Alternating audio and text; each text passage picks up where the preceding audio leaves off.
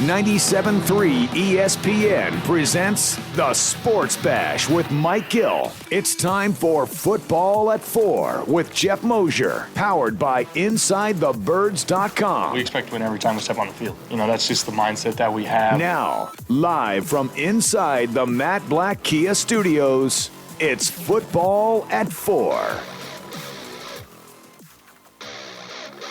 All right, Football at 4 brought to you by PlaySugarHouse.com, powered by the Inside the Birds podcast, and there's a lot to dive into as we get ready for – it's so weird. By now, the Eagles would have played a preseason game by now, right? This past Thursday would have been their first preseason game, and it feels like the Eagles and football are so lost in the sauce right now. I think it's crazier that I didn't even realize that. Because there's Thursday so night. much else going on. Flyers, all this great stuff that it went right over my head. Thursday night would have been the first preseason game. Their second one would be coming up. Now, they had canceled 4 or gone down to 2, and the first preseason game under that scenario was going to be the 20th. But now, of course, there's no preseason games. So when are we going to see some football? There's a lot of news and stuff to get into with the Eagles. Geoff Mosher, Inside the Birds podcast, and he joins us for a Mosher Monday here on Football at 4 on 97.3 ESPN and the free mobile app. Mosh, what's up, pal? How are you guys doing? Happy Monday to both of you. Yeah, man. Think about that. The Eagles would have played Thursday night if everything was normal, and we would be locked in on football. And now it seems like football is so under the radar, doesn't it? It really does. I mean, this is the time of the year where we're already complaining about play calling and the Hall of Fame game and so-and-so doesn't look good. And it does feel like we are far away from even getting the parts of practice where we get to at least say, hey, this guy stands out, that guy stands out. But we're far, but we're not. I mean, today is the 10th. I believe the 16th is when the start, actually the 12th, I think, is the start of a little bit more of a ramp up, and the 16th even more so. So by this time next week, Mike, we may be able to talk about somebody who did something interesting in practice. Therefore, if only if someone's available to see it, though. We would be knee-deep, though. We would be knee-deep into the conversation of, should they play more? Preseason doesn't matter. These guys aren't playing. I mean, that second preseason game has really become a nothing burger. So, hey, it is what it is. But as you said, there is some storylines. Let's go to, I know it happened on Friday. Adam was on Friday's edition, but I know Vinny Curry is a guy you know very well. You did a lot of reporting on this. He re-signs with the Eagles. It's a 1-year deal. Let's kind of get into why Philadelphia and how he fits in. I know you have some insight on why he chose Philly. Yeah, I mean, first of all, this was one of the more strange sagas that I've covered, because the Eagles, I've been reporting on Inside the Birds that the Eagles and Vinny have been in discussions going back, months now. There was a time where Vinny's half-brother passed away and things got tabled, and then they started to be close again. And then as recently as last week, I was starting to hear some sources saying that it probably wasn't going to happen with Vinny and the Eagles. And there were some AFC teams that were interested. And Cleveland made a very competitive offer and a better financial offer, as I understand. But at the end of the day, I think, and we're seeing this all around sports, athletes are making decisions that aren't always based about the money. They're making decisions in this kind of year, especially based on health and safety and family. And obviously Vinny's from New Jersey. He's comfortable with the Eagles. He has opportunity for playing time here. He just can't guarantee. He went to Tampa Bay a long time ago after the Eagles cut him after the Super Bowl, and he didn't have a good experience there. He made more money, but it wasn't a great experience for him. He got hurt that year as well, but even then, he wasn't loving his time in Tampa Bay. And the Eagles are just a team that makes sense for him, and he was, at the end of the day, willing to make the deal work for him as long as the Eagles were going to be at least competitive with their offer, which they ended up being. So let me get your thoughts on why the Eagles decided now to bring him back. Mm-hmm. What does it mean for the defensive line rotation, and what does it say, I guess, about the other guys here? Because I'm imagining they got to a point which there is no training camp. We haven't seen anything. So why did they now feel that they needed an upgrade at that spot? Yeah, there's a couple of layers to this. First, I have a couple of coaching sources tell me, and even recently as last week, someone reemphasized this to me, that they feel like versatility is going to be more key this year than ever before. And that's obviously because we don't know if rosters are going to wind up being really impacted by COVID or not. And, you can fill spots. You can have 3 guys go down to COVID and pull 3 guys up from your practice squad or off the street, but then you have to worry about acclimating them to your scheme and your system and hoping that they can play certain positions. The one thing we know about Vinny is he knows the scheme, he knows the team, and he is versatile. In fact, he really did his best work last year in December when he finally got playing time as a interior pass rusher. They would go to their NASCAR package, sort of NASCAR package, because they still would have 1 defensive tackle, Fletcher Cox, on the field. But Vinny would move inside to defensive tackle, and then they would have 2 other defensive ends on the outside. And he did a really good job as an interior pass rusher. So you look at this year, and that's an area where Vinny can help if there's injuries, if there's, roster depletion for whatever. You've got a guy who can come in and play defensive end for you. You can have a guy who can come in and move inside in the pass rush and play defensive tackle. And secondly, if you really look at the Eagles' defensive end situation, you have 2 knowns in Derek Barnett and Brandon Graham as far as they're your starters. And then everybody else, whether they're a mixture of draft picks or acquisitions, I don't know if any of them are considered really well-rounded potential starters. We'll have to see on Sharif Miller. He's kind of a big question mark because I drafted him last year, but he didn't play. I did hear he put on some good weight and looks good, so we'll see. But Josh Sweat is a guy who has only played situationally so far. They have concerns about his knees holding up. I don't know that if Barnett or Graham were to get hurt, if Josh Sweat is a guy that you want out there on 1st and 2nd down stopping the run, because he's just not built that way. And then the same thing with Jannard Avery and Joe Osman, who are those kind of change-up type pass rushers. They're not guys who can stop the run on 1st or 2nd down very well. And you never know what you're going to get from the kid that they drafted, Casey Toohill. So if Barnett or Graham were to get hurt, I think Vinny Curry, out of everybody now, is that natural guy who can come in and start, maybe play 1st or 2nd down. And if he's not part of the nickel pass rush, that's okay because they have other guys that are meant for that role as well. Do you think that he can replicate the same type of production as he did last year? I would say that most people were probably pleasantly surprised with how he played. Do you think that he can have that type of season again at his age? It's a good question. I don't see why not, because in this system, Hunter, everybody's reps are monitored. Nobody has to play 80% of the reps. And it just depends on how they plan to use Vinny. So right now he's not going to start, so you would think he would be either situational pass rusher or he's the 1st and 2nd down, 2nd string, 1st and 2nd down defensive end. You go back a couple of years ago, Bo Allen was kind of like that. He was that 2nd string defensive tackle on the Super Bowl team. He wasn't a great pass rusher. He was not out there as a starter, nor was he out there a lot on 3rd down, but he was out there as your 2nd string run stopping unit. So I think they can do a number of things with Vinny, and he can be successful because he's basically done it all. When he was a starter in 2017, he played 1st and 2nd down, and he came off the field for pass rush. Last year, when they needed interior pass rushers, he didn't start, but they would put him in on the inside on 2nd and long and 3rd down, and he did well from there. And that's always been the case with Vinny. He's never going to give you 15 sacks. He's not Von Miller, but he can play pretty much any position, and he keeps his body in good condition, and he can give you really good, solid production no matter where you put him. I don't think a year later is going to make a big difference for a guy like him because he's just never played, 70 to 100% of the snaps. One thing is, you mentioned about that NASCAR package where he slides in. You got Malik Jackson, you got Hargrave. Is there going to be as many opportunities for him to do that? Probably not to start off with, and then hopefully everybody makes it kind of healthy to the training camp finish line.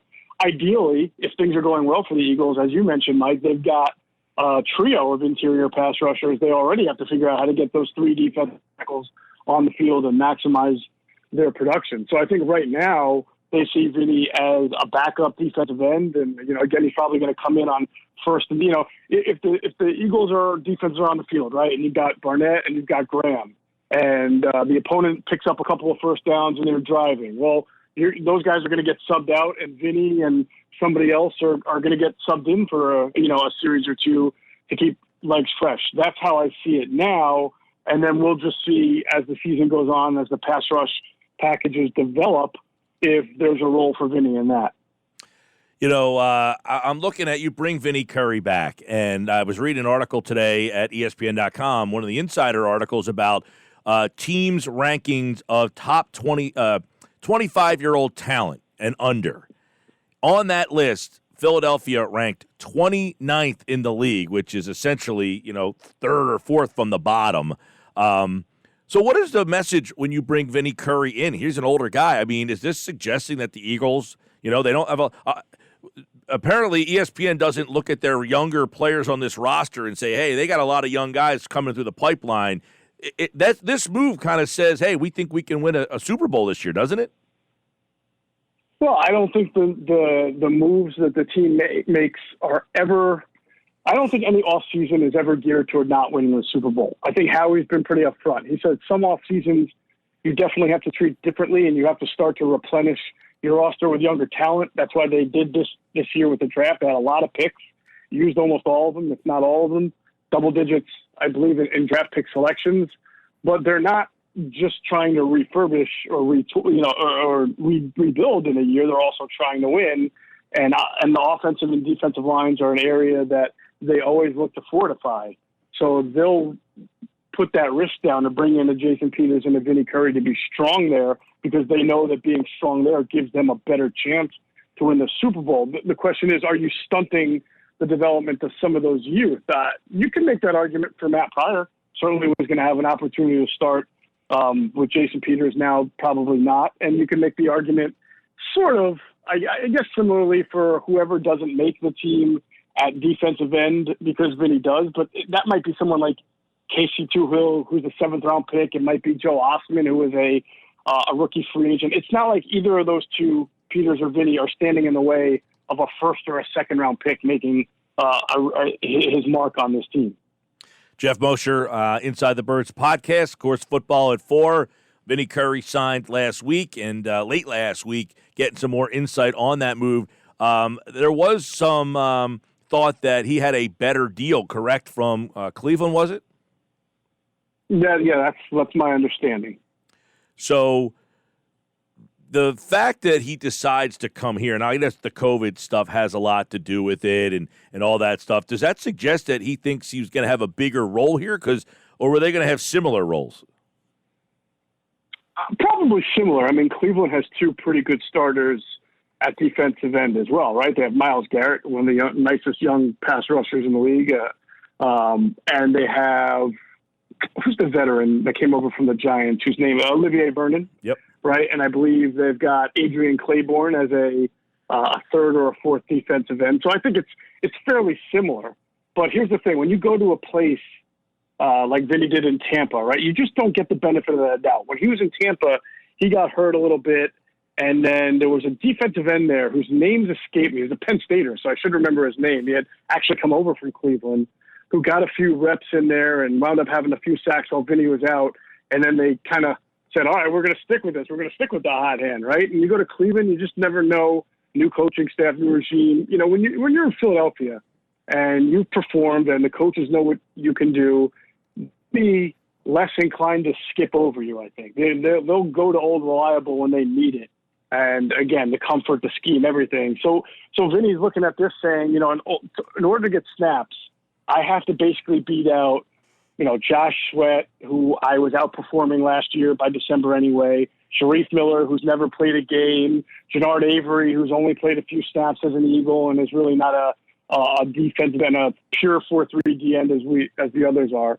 So I think Vinny does look at it and say, the coaches like me, they know me, they want me, and so if there's an opportunity to get playing time, I'm not going to get passed up for this, that, and the other. Does this move of Vinny Curry make the Eagles higher on your list when it comes to the rest of the league? Like, if you're going to rank the Eagles' defensive line, does this move the needle that much, or not so much because his impact won't be as big as, say, how good Malik Jackson or Fletcher Cox or Brandon Graham plays? No, I think it's significant for the injury thing I mentioned. If Derek Barnett's been hurt twice. If he were to get hurt again, or if Brandon Graham gets hurt, I just don't know how comfortable I feel with Barnett and Sweat, or Barnett and Sharif Miller, or Barnett and whoever, as I would be, especially on first and second down, because Vinny plays the run really well, as I would be as if you put Vinny Curry in there, and then those other guys I mentioned are situational pass rushers, as we've seen so far, because there's just a lot of unknown with those guys. So with Vinny, there's the known, and then when you look at the defensive line in totality, and you see Brandon and Malik Jackson and Fletcher Cox and Javon Hargrave and Vinny, I mean, that's an established defensive line there. I mean, that's a really good, strong, deep defensive line, to the point where if they do get some really positive, pleasant surprise kind of production out of whether it's Sweat or Miller or Jernard Avery or Casey Tuhill or whatever, you're just now adding gravy to the pot here. Geoff Mosher, Inside the Birds podcast, and, of course, Football at 4 here, powered by the Inside the Birds podcast.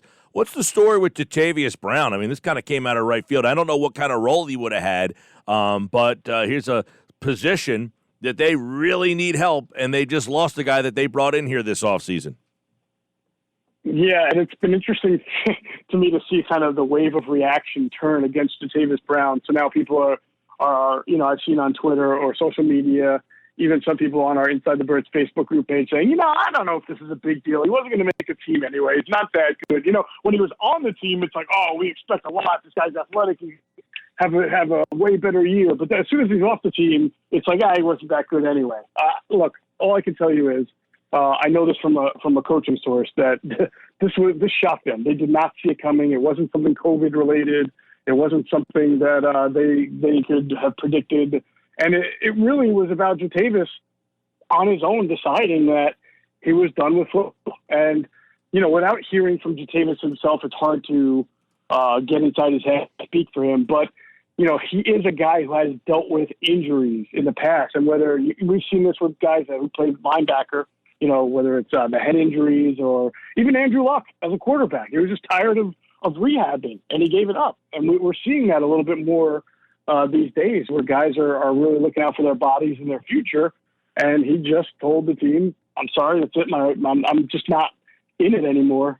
And so you can say it's not a big deal because who knows if he was going to make the team. But honestly, he was their most veteran linebacker. Doesn't mean he was definitely going to make the team, but I think he stood a pretty good shot. I mean, he's one of the few linebackers that they've had that's played a couple of years in this league and has been a starter. So now you're looking at it where you've got Nate Gary, TJ Edwards, Duke Riley, Davion Taylor, and, you'll hear Adam and I talk more about Davion Taylor on the next Inside the Birds and forward. I think people really need to temper their expectations for him. He's about as raw and as much of a project as it comes. So having a guy like Jatavis Brown would have been helpful. I think he would have competed to start as an outside linebacker and maybe a nickel linebacker, and now they're left with, the same old names that I'm recirculating. This is not a good linebacker group by NFL standards. If each position on this team plays the best of their ability, plays to the best that they possibly can play, will this current linebacker core work? If each, you mean, is the team strong enough elsewhere to compensate for the linebacker? Yes, exactly. That's who knows? I don't know if anybody can come into the box and play from the secondary, the run as well as Malcolm Jenkins can. Look out, the good veteran safety. I assume he's going to be more deep safety in their cover 1, cover 3 look, and that Will Parks and Jalen Mills are going to be guys that are up in the box a little bit more. And as good as they can they be Malcolm Jenkins? Can they help alleviate that? You could play nickel against the Giants, against the Cowboys, with just 2 linebackers on the field because you knew you had Malcolm Jenkins as kind of a third linebacker to come down from the safety spot. Can you now continue to be in nickel, which is what most teams want to be in defensively, and then rely on one of those other safeties that I just mentioned to come into the box and stop a guy like Ezekiel Elliott or Saquon Barkley or whoever's going to be getting the rock for Washington? Adrian Peterson's a big guy. I don't know. I wouldn't bet a lot of money on it. I think it's going to be a difficult ask. Yeah, and I know that there are a couple of situations, I guess, that could come forward. When is this?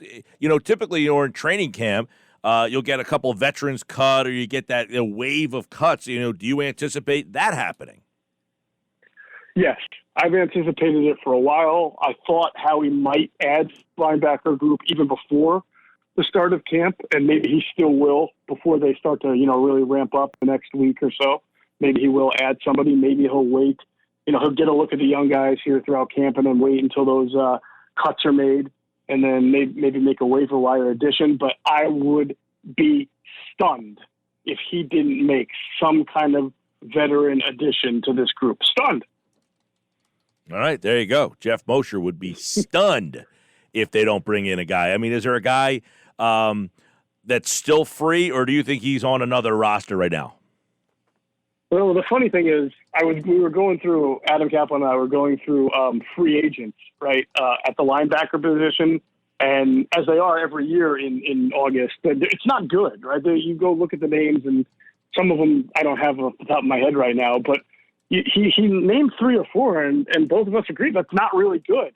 But would you take those 3 or 4 over the top Eagles 3 or 4 linebackers? For example, if you just released all Eagles linebackers, signed the top 4 free agents, and then made a comparison of who you'd rather have, are you sure you wouldn't actually be taking those free agent linebackers because at least they've played in the league, they have experience, you've seen what they can do? It's a good argument. I mean, look, I'm not trying to kill the Eagles linebackers. I think T.J. Edwards showed you something a little bit last year for a rookie free agent, but he's really a rundown linebacker. And Nate Gary can cover a little bit. He's seen that. But if those guys were all released tomorrow, every other team would be looking at them saying the same things we're saying now about the free agent linebackers. Well, you mentioned Taylor, their third-round pick, and you mentioned how we should lower expectations for him because, he did get drafted high. You would think if he was drafted that high that he would be more ready to play than maybe he is. What should we expect out of him? All right, so there's layers to that. Yeah, the Eagles drafted him in the 3rd round. When I looked around the league and, we did this for Jalen Hurts and other guys and asked other scouts if they felt that Davion Taylor was a true 3rd-round player, I kind of got some, I don't know about that. I don't think so. Clearly the Eagles prioritize his athleticism and his speed, his traits in making him a 3rd-round pick. So, that's what they were looking for, and that's what they've got. But he has not played a lot of football. He has a ton of learning to do, and they're not getting a real opportunity the way they have been in the past because of no OTAs and even this kind of weird training camp to really, really fully get the full-on learning experience. And so I would expect for him to be behind even most rookies at this point. And it wouldn't shock me if you heard more positive things about Sean Bradley early on because he may not be the athlete that Davion Taylor is, which is why he was a 6th or 7th round pick, but he is a linebacker through and through. He's played the position for a while. He's very smart, coachable kid. So to get back to Davion Taylor, I think the best expectations you can have is that he gets on the special teams and gets out there and uses that speed and athleticism, makes some plays, and hopefully by middle or the end of the season he can get on the field in the defense a little bit, but I would not hold my breath on that. Chiefs-Texans open the NFL season 1 month from today, and we hope to see that game. We shall see. Looks like college football could be in some trouble, which means the NFL could move to all sorts of days. You could have Friday, Saturday, Sunday, Monday, Thursday NFL games, and we'll always have football at 4 powered by the Inside the Birds podcast. Geoff Mosher at Geoff Mosher NFL. All right, Mosher, take care, pal. All right, fellas. Have a great day. How about that? 1 month from today is the start of the NFL season.